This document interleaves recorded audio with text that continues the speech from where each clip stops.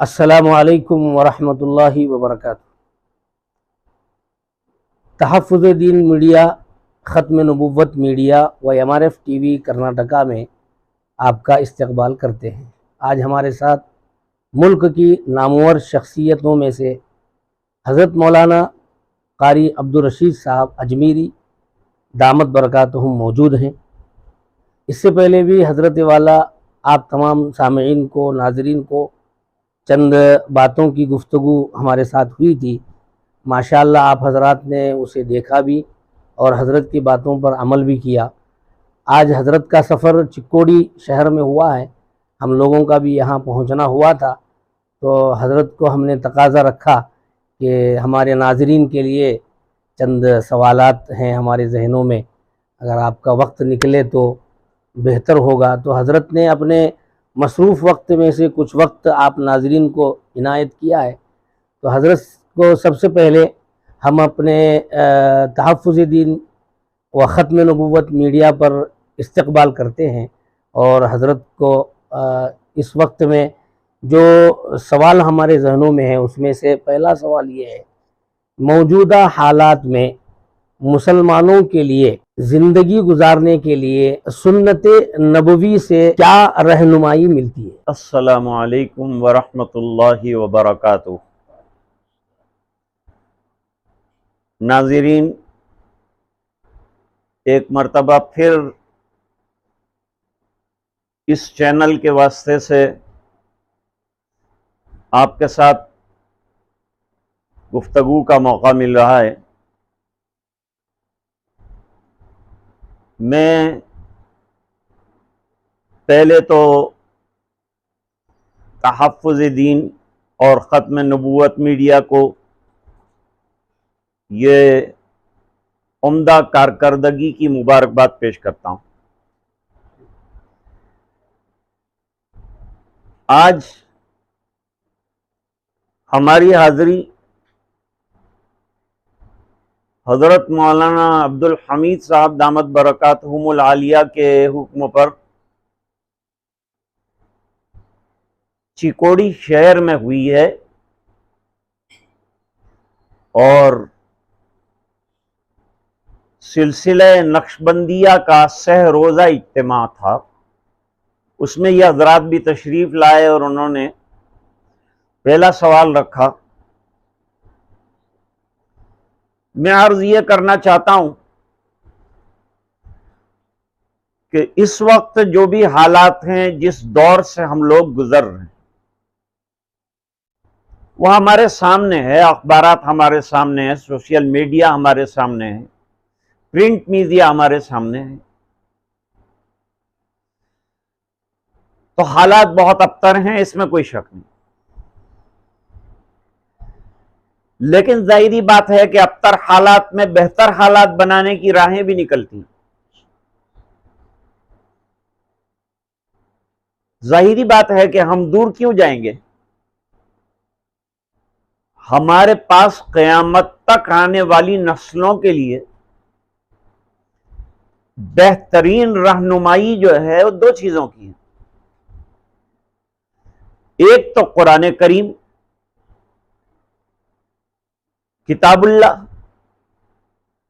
दूसरा सुन्नत रसूलुल्लाह सल्लल्लाहु अलैहि वसल्लम। ये दो चीजें ईमान वालों के लिए नहीं बल्कि पूरी दुनिया की रहबरी के लिए काफी है। कुरान में हर चीज की जरूरत जो दीन से ताल्लुक रखती है, अखलाकियात से ताल्लुक रखती है, इंसानियत से ताल्लुक रखती है, तमाम के दर्स दिए गए हैं। इसी तरह हमारे नबी जो थे वो अखलाक के नबी थे। बुइस्तु लिउतम्मिम मकारिमल अखलाक, हदीस है। मालूम हुआ कि अखलाक के बेहतरीन सबक हुजूर ने पढ़ाए उन लोगों को जो बदतरीन लोग थे।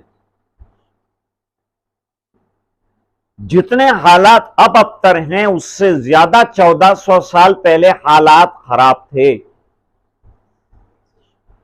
और वो खराब तरीन हालात को सरकार ने किताब और सुन्नत की रोशनी में अपनी अमल के जरिए से 23 सालों के अंदर तब्दील करके डार्क एज के लोगों को दुनिया का बेहतरीन इंसान बनाया। हर सुन्नत आसान है, हर सुन्नत में रहबरी, हर सुन्नत में अखलाक का सबक, हर सुन्नत में इंसानियत की बेहतरीन तालीमात हैं। अगर आज हम सुन्नतों से वाबस्ता हो जाएं और हमारा ईमान पुख्ता हो जाए और हम ये तय कर लें कि ये दो चीजों को हम नहीं छोड़ेंगे, चाहे आप दुनिया की तालीम, एजुकेशन, जो भी आप गेन करना चाहते हैं, इस्लाम उससे रोकता नहीं,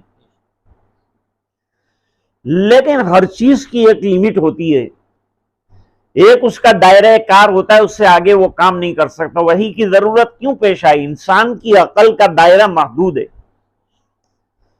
उससे आगे भी उसकी परवाज है। वो परवाज तक उसे पहुंचने के लिए कुरान करीम का, वही का सहारा लेना पड़ा। वही को समझना बगैर रसूल को समझे हुए मुश्किल है। और हुजूर आए हैं, कयामत तक के लिए कोई नया नबी नहीं आएगा, क्योंकि ताकत इतनी कुरान और हदीस में है कि कयामत तक के बिगड़े हुए हालात को दुरुस्त किया जा सकता है। तो मेरा जवाब यह रहेगा कि हजरत इमाम मालिक रहमतुल्लाह अलैह फरमाते हैं कि इस उम्मत के आखिरी फर्द की इस्लाह भी इसी तरीके से होगी जिस तरह से उम्मत के पहले फर्द की इस्लाह हुई। There is no new concept, कोई नया कंसेप्ट नहीं है। There is no new constitution to change the lives, जिंदगियों को चेंज करने के लिए, to change the bad circumstances and sentiments. हमारे पास दो नेमतें हैं, इन दो नेमतों को उम्मत ने छोड़ा है तो परेशान हुई है और हालात आए हैं। ये उम्मत बेहतरीन उम्मत है, खैरा उम्मत, बेस्ट अमोंग द क्रिएशन कहा गया। एक मिसाल दूं आपको, बहुत अच्छी तरह बात समझ में आ जाएगा। हम लोग सही नहीं है, हम दूसरों को दोष देते हैं, वो ये है, वो ये है। हम किसी सियासी पार्टी को ब्लेम नहीं करते। हम एक बात कहना चाहते हैं, हमारी कमजोरी है, अखलाकी कमजोरी है हमारी, इबादत के एतबार से कमजोरी है हमारी, अखलाक के एतबार से कमजोरी है हमारी। हमको अपनी कमजोरी पर नजर डालना चाहिए और उसको दुरुस्त करने की कोशिश करनी चाहिए। मुसलमान की मिसाल ऐसी है जैसे चौराहे के ऊपर पुलिस खड़ा होता है, वो ट्रैफिक को कंट्रोल करता है। जब वो हट जाता है, ट्रैफिक जाम हो जाता है। मुसलमान भी दुनिया के चौराहे पर एक चौकीदार और एक पुलिस था, लेकिन वो रास्ते से हट गया, ट्रैफिक जाम है, हालात खराब हैं। हमें दुरुस्त होना है, सुन्नतों को थामना है, लेकर चलना है, उससे मोहब्बत पैदा करनी है। तो दुनिया में भी अल्लाह ताला कामयाबी देंगे और आखिरत की कामयाबी का इसमें वादा है। बहुत बेहतरीन अंदाज से आपने रोशनी डाली। हमारा दूसरा सवाल ये है कि जिस तरह शहर चिक्कोडी में सह रोज़ा रूहानी, तरबियती, इस्लाही इज्तिमा हुआ और हज़ारों की तादाद में 3 रोज़ से लोग फ़ायदा उठा रहे हैं। बड़े बड़े मशाइख की आमद भी हुई, अल्हम्दुलिल्लाह नूरानी माहौल भी है। इस तरह के इज्तिमात इस वक्त में कितना ज़रूरी है? आजकल दुनिया में एग्जीबिशंस होते हैं, तिजारत करने वाले बिजनेस एग्जीबिशंस लगाते हैं, बड़े बड़े एक्सपो लगाते हैं। उनको अपनी तिजारत को फरोग देना इसलिए एग्जीबिशंस लगाते हैं। पूरी दुनिया के लोगों को जमा करते हैं, करोड़ों रुपया उस पर खर्च होता है। हमारे दावत और तबलीग के अंदर इज्तिमात हैं, बरसों से हो रहे हैं, और अल्हम्दुलिल्लाह उसकी वजह से बहुत से, बल्कि मैं यूं कहूंगा हजारों लाखों की जिंदगियों में इनकलाब पैदा हुआ। जैसे जिस्म को ग़िज़ा, खाना, फूड प्रोवाइड करना पड़ता है, इस तरह हमारा सोल पर्पस जो है, हमारी रूह जो है, उसको भी ग़िज़ा और फूड की जरूरत है, लेकिन वो फूड भी रूहानी है, वो जिक्र है, वो इस तरह के इज्तिमात हैं। और जब आदमी एक माहौल और एक एनवायरमेंट में बैठता है तो उसके ऊपर उसका एक इम्पैक्ट होता है, वो एक असर पड़ता है। वो असर लेकर वो घर जाता है, कुछ ना कुछ सीख कर जाता है। जब इतने मशाइख आएंगे, सबने कोई ना कोई अच्छी बात कही होगी, इनमें से एक एक बात भी अगर ले ली जाए और जिंदगियों में उतार ली जाए तो मैं समझता हूं कि अगर ये हजारों लोग जो आए हैं और ये इतने अकाबिर जो तशरीफ लाए हैं, उनका तशरीफ लाना भी कारआमद रहेगा, नफा बख्श रहेगा। और जो हजरात दूर से तकलीफ उठाकर 3 दिन से यहाँ मोतकिफीन है, तकरीबन 300 से ज्यादा मोतकिफीन है, कल शाम को उनका एहतिकाफ खत्म होगा। आज मगरिब के बाद, आज जुमा है, सनीचर की रात शुरू हो जाएगी, मगरिब के बाद जो है ये सह रोजा नक्शबंदिया का इज्तिमा। मैं जरा एक बात आपको समझाना चाहता हूं, सलासिल 4 हैं और चारों सलासिल मकबूल हैं। हम किसी सिलसिले पे एतराज नहीं करते, सब सिलसिले हमारे हैं। जैसे फ़िक़्ह हनफी है, फ़िक़्ह शाफ़िई है, फ़िक़्ह मालिकी है, फ़िक़्ह हम्बली है, सभी हक हैं। 4 नदियां बह रही हैं, इस तरह 4 धारे तसव्वुफ के बह रहे हैं, यानी रूहानी जिंदगी को बनाने के लिए अलग अलग रास्ते हैं। मिसाल के तौर पर एक इलाज होता है एलोपैथिक का, मकसद तो यह है कि बीमार शिफायाब हो जाए।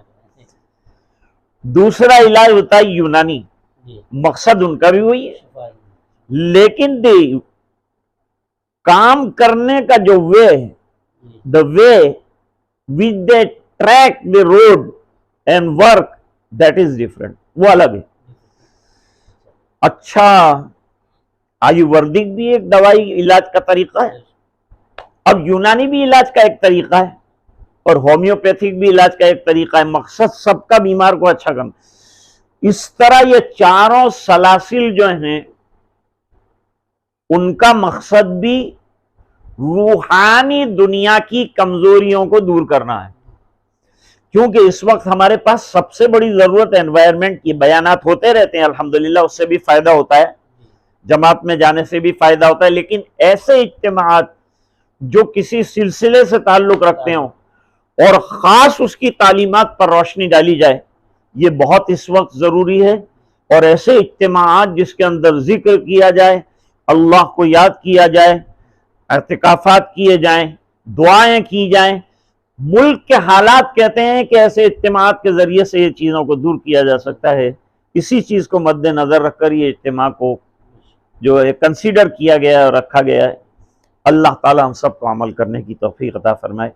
मैं चैनल का शुक्रगुजार हूँ कि मुझे कुछ दर्द दिल कहने का मौका मिला। आप वास्ता बने, आप जरिया बने, मैं आपका भी शुक्रगुजार हूँ। अस्सलामु अलैकुम वरहमतुल्लाहि वबरकातुहू।